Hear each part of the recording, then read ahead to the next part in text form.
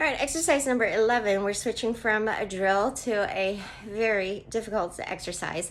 The progression or the regressions and the starting position, I'll give you the options. But this one is called the wall facing handstand shoulder taps. Now, you don't have to be able to do a handstand to do this at all. You have the wall for support, and this is not handstand practice. Okay, it's going to give you the shoulder strength and the body control to do a handstand if you're working towards it, but you don't have to be able to do one now in order to do this. So we're going to have to take our wall. This is so difficult. It's so hard. All right. So we're going to find a position about your legs distance to start from the wall, just to get our hands down and be able to tap our foot behind us to find our place. Okay, once we do, we'll engage everything, press the hands away from the floor, engage your core, engage your glutes, and start walking the feet up the wall to get into wall facing position. Walk our hands back. Okay, now stop where you feel comfortable, and from here we tap our shoulder. Your feet could be toe pointed, they could be toe flexed. All right, so from here you gotta engage everything as you tap from shoulder to shoulder. Okay, I'm pretty far out from the wall right now. I was way out here about this distance. The closer you get to the wall, the harder. But then it works the opposite way. The further your feet come down from the wall and your body is out on the floor, the easier. Okay?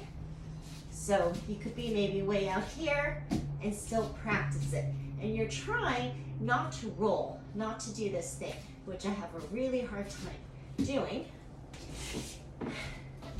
And doing it pretty close to the wall. Oftentimes I do end up getting pretty close, okay?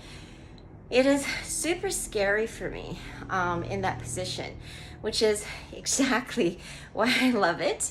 Now, if you notice the regression that I gave you, if you kept regressing, it just simply becomes a plank shoulder tap.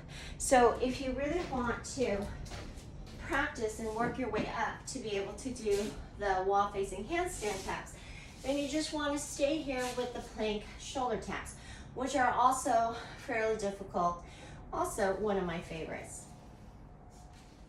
So once you're in plank, you just want to press into the stable hand and tap your shoulder. The point of this is to make sure we're not opening up, okay? That we're keeping everything still, which means super engagement as you tighten everything, press everything toward the floor, and just bring up that arm. So that's also working to stabilize your shoulders, just like we did with the hanging drill. All right, so give it a go.